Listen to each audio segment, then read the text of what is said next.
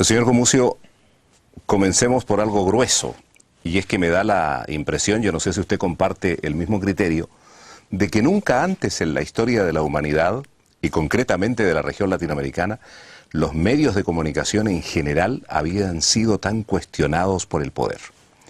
Le voy a citar el último ejemplo porque esto supera incluso las tendencias políticas. No se trata de que los gobiernos del ALBA, por ejemplo, son los únicos que critican a los medios de comunicación. Tengo aquí a la mano la declaración del presidente Ricardo Martinelli de Panamá, quien ha calificado recientemente a los medios televisivos como rojos y de pacotilla. Ese es el tono más o menos, ¿verdad? Sí, yo creo que en los últimos años estamos viviendo un ataque un poco de celos de parte de los gobiernos de América Latina y ciertamente no solamente los gobiernos considerados de izquierda con respecto a los medios masivos. Ahora yo quiero poner esto en un contexto, ¿no? Es decir, hay un contexto desde los años 80 de cuestionamiento de lo que son los grandes medios, ¿no? Es decir, recordemos el informe de la UNESCO, el informe McBride, todo lo que es la circulación de la información, etcétera. Pero la diferencia entre ese momento y ahora es que en ese momento se cuestionaban los medios que tenían una cobertura mundial, las agencias de cobertura mundial, todo lo que podía ser un monopolio de la información, los grandes consorcios que de hecho han crecido en estos últimos 30 años, ¿no? Lo que está pasando ahora en América Latina es más bien los gobiernos que antes defendían sus propios medios, los medios nacionales, las políticas nacionales de comunicación, etcétera, están en el ojo, obviamente, de los periodistas, como tiene que ser. En una sociedad democrática, evidentemente, lo que se llama el cuarto poder es un poder que tiene que, de alguna manera, pedir cuentas, el rendimiento de cuentas a todo lo que son los gobiernos, y eso no les gusta a los gobiernos. Ahora, hay algunas exageraciones. Yo quisiera comentar mi propia posición sobre esto, en tanto que periodista y que experto en comunicación. Se ha criticado mucho, por ejemplo, la ley resorte de Venezuela, ¿no? Que se ha dicho que es una ley de censura, que es una ley para acallar a los medios, etcétera. Yo la he leído y francamente yo no he encontrado en esa ley nada que no tenga una ley europea, en el sentido de protección de la infancia, las franjas de horario, etcétera. Yo creo que el problema no está tanto en las leyes, sino en las reglamentaciones que se hacen de las leyes, que es ahí donde los gobiernos de alguna manera pueden incidir en hacer que los periodistas no puedan publicar lo que quieren publicar, ¿no? Y además de eso, la gran diferencia entre lo que está en el papel, las leyes propiamente tal, y la lectura que hacen de eso incluso los gobiernos, porque por ejemplo una de las frases desafortunada en mi manera de ver del presidente Chávez es haber dicho lo que queremos es crear una hegemonía comunicativa en Venezuela. Bueno, eso naturalmente al sector que es opositor al gobierno no le va a gustar. Por supuesto, y eso es lo triste, ¿no? Que hay, por ejemplo, leyes que son interesantes, y yo quiero decirlo francamente, pienso que el sector de la comunicación, el sector de la información, tiene que tener leyes como cualquier otro sector. Es decir, de la misma manera que una fábrica de papel o una fábrica de jabones tiene que responder a ciertas normas de calidad y demás, también el sector de la información. No puede ser un sector completamente desregulado que haga lo que quiera, pero eso tiene que hacerse a través de mecanismos que sean paraestatales, de mecanismos que sean independientes, de mecanismos que no impliquen que una decisión autoritaria de un presidente o de un ministro va a poder establecer una norma de censura, ¿no? Yo lo estaba escuchando y me estaba sonriendo porque a la hora de las confesiones, y como yo también soy periodista y también estudio la comunicación, si se trata de confesiones yo también la comparto. Creo que estamos totalmente de acuerdo. A mí me sorprende muchas veces cuando colegas interesados naturalmente, reclaman que los políticos o que la sociedad no debe meterse en su gestión, como que si estuviésemos, digamos, ubicados por sobre el bien y el mal, hubiésemos sido, digamos, tocados por la mano divina que nos ha otorgado la verdad más absoluta y todo lo que hagamos nosotros es bueno y todo lo que se haga para controlarnos tiene una maldad perversa, digamos, que hay que parar, y eso naturalmente no puede ser. No puede ser que los medios de comunicación sigan aspirando a trabajar desde la más absoluta impunidad. Totalmente, totalmente. Tiene que haber una regulación, pero tiene que ser una regulación en un marco democrático y, como digo, quizás a través de la creación de un ente independiente con gente de los medios, de intelectuales, las universidades tienen un rol importante a cumplir para resolver los casos que pudiera haber de conflicto, ¿no? En esto de la búsqueda de la equidad, de la participación, del mejor funcionamiento de los medios de comunicación, de la responsabilidad social de los medios, usted sabe que son luchas que a veces no terminan bien. Yo, por ejemplo, cuando usted mencionó esto de los años 70 y los años 80, que recuerdo muy bien porque fue una lucha muy álgida, muy fuerte respecto de la pretensión, ¿verdad?, de crear un nuevo orden mundial de la información, que terminó en un fracaso. Totalmente, totalmente.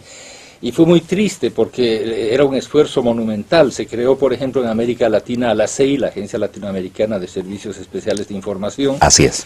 Que dirigía nuestro amigo Carnero. Y pues era una inversión muy grande para la UNESCO, que además se había quedado sin Estados Unidos y sin Inglaterra. Y obviamente en algún momento se dieron cuenta de que no podían competir con las grandes agencias. Ahora, la situación actual, yo creo, hay varias cosas que hay que considerar. Tenemos los medios. Y en muchos países no hay una experiencia de los tres sectores, ¿no? ¿A qué me refiero? El sector de los medios comerciales, que siempre ha existido, el sector de los medios públicos, o del Estado si se quiere, pero con un servicio público, y el sector de los medios comunitarios. Hay países como Ecuador, que está ahorita discutiendo su ley de medios precisamente, donde no había una gran experiencia de medios públicos, solamente habían medios comerciales y medios comunitarios, ¿no? Entonces hay un proceso de aprendizaje. Sabemos que los medios comerciales responden a intereses comerciales, políticos, etcétera. Eso lo sabemos, o sea, ahí de alguna manera lo estamos viendo todos los días en las noticias que publican, ¿no? ¿Cómo hacer para que de alguna manera esos medios tengan también una responsabilidad pública? Porque la tienen, ¿verdad? Cualquier instrumento de la sociedad, más aún un instrumento de información y diseminación de información, tiene que tener una responsabilidad. Ha habido una época en que se creó la figura de los defensores del lector, que todavía hay en muchos diarios. Fue una figura interesante, pero de alguna manera una figura que dependía de los propios directores de los medios, o sea, tenía límites muy grandes. Yo creo que ahora hay un momento muy interesante, y en ese sentido pienso que no es tanto necesario reprimir a los medios, sino más bien analizarlos críticamente, como están haciendo los observatorios de medios, ¿no? Tenemos observatorios ahora en Chile, en Bolivia, en Perú, en México, en Colombia, en fin, hay una serie de observatorios de medios que emiten dictámenes sobre las investigaciones que hacen, sobre la cobertura que hacen los diferentes medios sobre diferentes temas. Yo creo que ese es un sistema muy interesante. Señor Alfonso Gumucio, pero decía usted, sabemos y está a la vista, es cosa de escuchar, de leer, de ver, que los grandes medios comerciales naturalmente obedecen a ciertos intereses tanto económicos como políticos. ¿Y los medios populares no? Los medios populares responden a la comunidad, evidentemente, y los medios del Estado muchas veces responden al Estado antes que al servicio público. Lo ideal es tener medios públicos que tengan la independencia. No, pero yo me refería a los medios populares, porque yo conozco muchos medios populares, y créame que hasta ahora no he encontrado ninguno que pudiésemos tildar de derecha, por ejemplo. No hay, porque responden a los intereses de la comunidad, y la comunidad generalmente es una comunidad que se plantea progreso, ¿verdad? Es progresista en ese sentido más general. O sea, yo no diría derecha o de izquierda, yo pienso que los medios comunitarios responden a intereses muy concretos de la comunidad, ¿no? Que es mejorar su nivel de vida, qué sé yo, mejor salud, mejor educación, y en ese sentido son medios que reclaman, evidentemente, reclaman su cuota, digamos, de beneficios que el Estado debería darles y muchas veces no les da. Entonces, yo creo que ciertamente hay países donde se los ha criticado por estar al servicio de ciertos partidos políticos, pero yo no los considero entonces medios comunitarios porque no están respondiendo a un colectivo de la comunidad, sino más bien a otros intereses que se han infiltrado. Y que no hay que generalizar. No se puede generalizar. Para mí un medio comunitario es donde la capacidad de decisión está en la comunidad, ¿verdad? Ese es un medio comunitario. ¿Es superable la diferencia entre lo que son los medios comunitarios y los medios comerciales. No le digo en el sentido de llegar a un acuerdo de qué hacer con los medios, porque cada uno cumple con la misión para la cual fueron creados, pero ¿es superable la controversia tan aguda, tan dramática que se ha visto en América Latina? Hay en ciertos países y en otros no. ¿Qué es lo que pasa? Yo pienso que no hay una oposición entre ambos en el sentido de que cada uno tiene un rol diferente. Son roles diferentes y pueden coexistir perfectamente, al igual que los medios públicos. Lo que ha sucedido en países, por ejemplo en Centroamérica, es que los medios comerciales son demasiado celosos de los medios comunitarios porque creen que están invadiendo su frecuencia. Un tema que de hecho ya no es válido porque ahora con la digitalización ya el tema de las frecuencias ya no viene a ser una excusa, ¿no? Pero hay un tema político y es cierto que a los medios comerciales, por ejemplo de Guatemala, les molesta mucho que haya radios mayas, por ejemplo, radios de los indígenas mayas, porque evidentemente es una voz que ellos no incluyen en sus... Curioso fenómeno tratándose de un país cuya televisión está en manos de un solo propietario que no es ciudadano guatemalteco. Absolutamente, absolutamente. El señor Ángel González, que es mexicano y que vive en Miami, tiene 4 de las 5 estaciones de televisión. Ahora hay una televisión que se llama Televisión Maya, con muy pocos recursos, que está tratando no de competir, pero de hacerse un espacio ahí. Pero más en la radio es donde yo veo una agresividad muy grande de todo lo que es el consorcio, porque Ángel González también tiene una 30 de radios en Guatemala.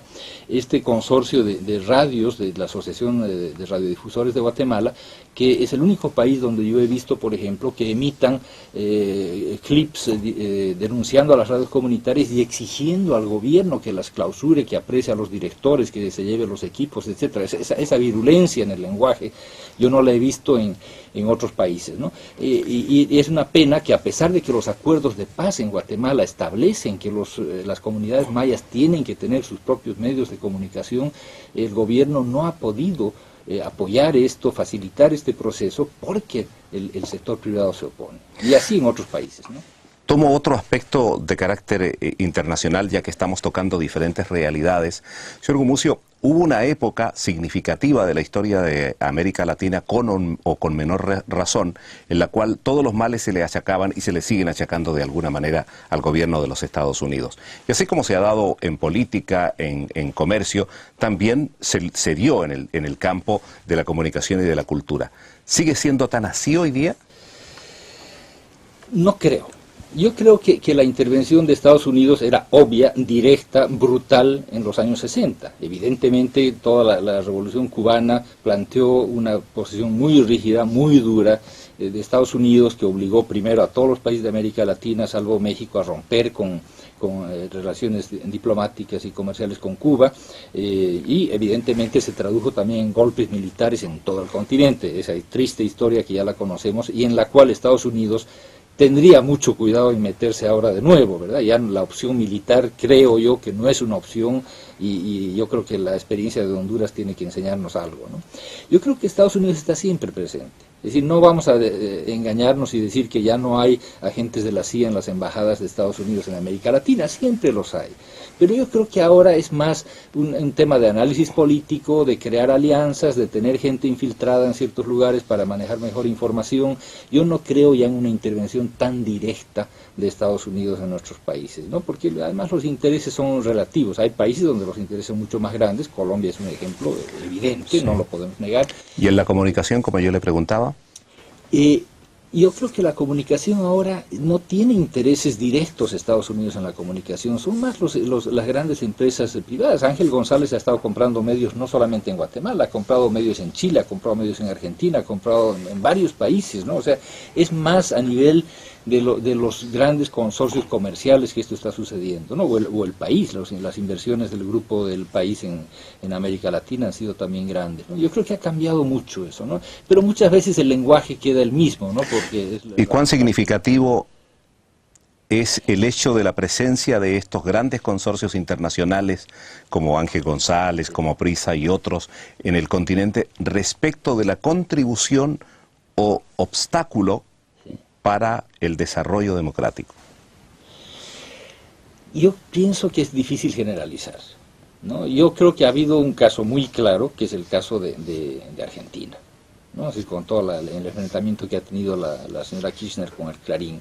En Bolivia se ha dado a través del periódico La Razón, que pertenecía al grupo Prisa, pero creo que era más que todo hipersensibilidad del presidente Morales respecto a lo que se escribía en ese diario, que yo lo sigo con frecuencia y no me parece que hubiera sido injusto o agresivo. Hace 2 o 3 días el presidente Morales ha señalado que no va a permitir que los medios mientan. Es una amenaza un poco gratuita, porque primero, ¿cómo puede ser él para impedir eso, a menos que establezca unas normas que serían muy mal recibidas por el gremio de los periodistas? Y segundo, ¿quién establece qué es mentira, qué es verdad, verdad? Es decir, es muy difícil meterse a jugar con esos términos. Yo no creo que haya una relación tan directa entre estos medios, grandes consorcios comerciales, y la política de nuestros países, ¿no? Aunque sí, en el caso de Clarín se ha dado de una manera muy evidente, ¿no? Lo cual ha afectado, a propósito de Clarín, la percepción y la evaluación que se hace, tanto dentro como fuera del país, de la nueva ley de medios de comunicación, porque ha estado enturbiada, ¿verdad?, por esta tremenda controversia entre el Poder Ejecutivo y este poderoso medio de comunicación. Absolutamente, y es una pena, porque la ley no es una ley, mala ley, es una ley interesante, pero el conflicto que se desató con Clarín fue muy politizado, y Clarín se encargó además de politizarlo y de llevarlo a un nivel internacional, y ha contaminado, como usted dice, todo lo que es la ley y los intentos de normar y regular la actividad de los medios, pero dentro de ciertos cánones de democracia, ¿verdad? Y así como le he preguntado de los Estados Unidos y hemos tocado de paso al grupo Prisa, que es español, me gustaría saber si usted tiene la impresión que de alguna u otra manera hay intereses europeos respecto del fenómeno de la comunicación en América Latina, exceptuando naturalmente ustedes una visita a Radio Nederland. No, yo francamente no creo que haya intereses políticos de Europa de penetrar los medios en América Latina. No creo. Francamente, insisto, creo que son simplemente movidas de expansión comercial que se están... Son otros poderes los que se mueven en torno a esta cuestión. Sí, es más que todo la expansión comercial, ¿no? Evidentemente. Sí, yo no creo que haya una intervención política. Y para hablar de Radio Nederland, pues creo que Radio Nederland es una prueba de que no hay un interés de influenciar políticamente a la región. Si los programas de Radio Nederland lo prueban, ¿no? Día a día. Pretendemos en ese sentido efectivamente ser lo más pluralistas posible. Ahora, volviendo al comienzo de nuestra conversación, usted sabe que uno de los informes más célebres de los últimos 10 años es el del año 2004 del PNUD, en el cual justamente se habla de la necesidad de poner atención sobre el papel de los medios de comunicación, porque afectarían a las relaciones con el Estado y en consecuencia a la calidad democrática de la región. Esa fue una campanada bastante significativa, más allá de las valoraciones que podamos hacer. Es dable imaginar que las medidas que se han tomado, usted ha nombrado a los observatorios de la comunicación, a las veedurías que existen en América Latina, ¿en ese sentido vamos por el buen camino para encauzar el río? Yo creo que sí, es decir, vivimos en casi toda América Latina tiempos democráticos, es decir, es imposible que aunque haya leyes de comunicación se empiecen a usar medios de coerción del Estado hacia los medios de información o de difusión. Creo que la sociedad civil es la respuesta, ¿no? Es decir, ya hubo un análisis, todo esto de los observatorios responde un poco a las críticas que se hicieron, como decíamos antes, desde la época del informe McBride. En una etapa posterior ha habido intelectuales como Ignacio Ramonet, que ha hablado de la necesidad de crear un quinto poder, porque el cuarto poder estaba demasiado próximo e influenciado por la política y el comercio, y un poco como respuesta a estas posiciones que hemos tenido muchos de nosotros analizando el tema de los medios de información, es que nacen los observatorios, ¿no? Es decir, la respuesta de la sociedad civil frente justamente a los riesgos que representan... Viene a llenar un vacío. Claro, viene a llenar un vacío que los defensores del lector no podían llenar. En cambio ahora son grupos de intelectuales, de académicos, etcétera, que analizan a ver cómo están cubriendo los medios en este país el tema del racismo, cómo están cubriendo el tema de la mujer, cómo están cubriendo el tema electoral, por ejemplo, tan importante, ¿no? Y esos análisis yo creo que tienen una doble función. Por un lado, educar a los medios, Porque tenemos que ver también que dentro de un medio, así sea comercial o que sea, hay periodistas, hay colegas nuestros que tratan de hacer bien su trabajo, que sufren además las influencias, muchas veces la autocensura, la censura de su jefe de redacción, de su director, eso existe, todos lo sabemos. Entonces, de alguna manera, estos observatorios también son un apoyo para ellos, para poder desempeñar su trabajo de una mejor manera, para que los dueños de medios y los jefes de redacción sepan si lo están haciendo bien o lo están haciendo mal. Y del otro lado es una educación para el público, es una educación para el lector, es una educación para el radioescucha, ¿verdad? Que me parece muy importante. Es un rol importante el de los observatorios. El señor Alfonso Gumucio es periodista boliviano, experto en comunicación para el desarrollo, experto en medios de comunicación populares en América Latina. Yo le agradezco muchísimo la visita a los estudios centrales de Radio Nederland. Yo agradezco a Radio Nederland y a José Cepeda, evidentemente.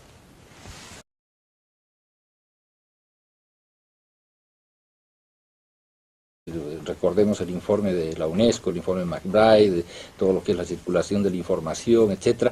Pero la diferencia entre ese momento y ahora es que en ese momento se cuestionaban los medios que tenían una cobertura mundial, las agencias de cobertura mundial, todo lo que podía ser un monopolio de la información, los grandes consorcios que de hecho han crecido en estos últimos 30 años. Sí, yo creo que en los últimos años estamos viviendo un ataque de un poco de celos de parte de los gobiernos de América Latina y ciertamente no solamente los gobiernos considerados de izquierda con respecto a los medios masivos. Ahora yo quiero poner esto en un contexto, ¿no? Es decir, hay un contexto desde los años 80 de cuestionamiento de lo que son los grandes medios, ¿no? Es decir,